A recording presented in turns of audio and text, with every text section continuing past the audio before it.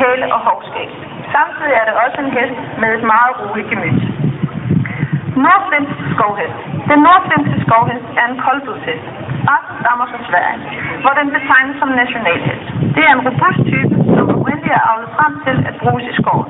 I dag bruges den nordfinske skovhest både som rider- og kørehest. Hestens pels er typisk brun, mørkebrun, sort, fuchs eller guldbrun.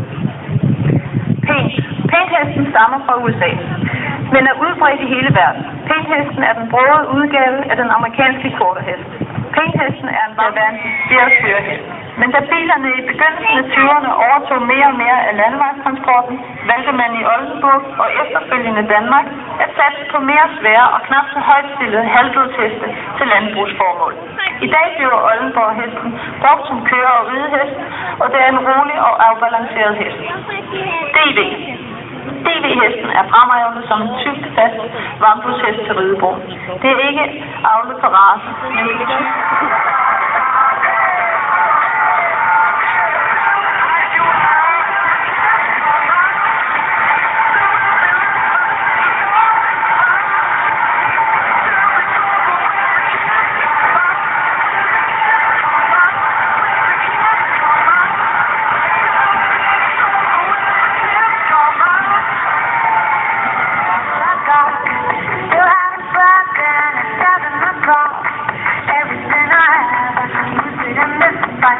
Somebody gotta tell me that I'm gonna be alright.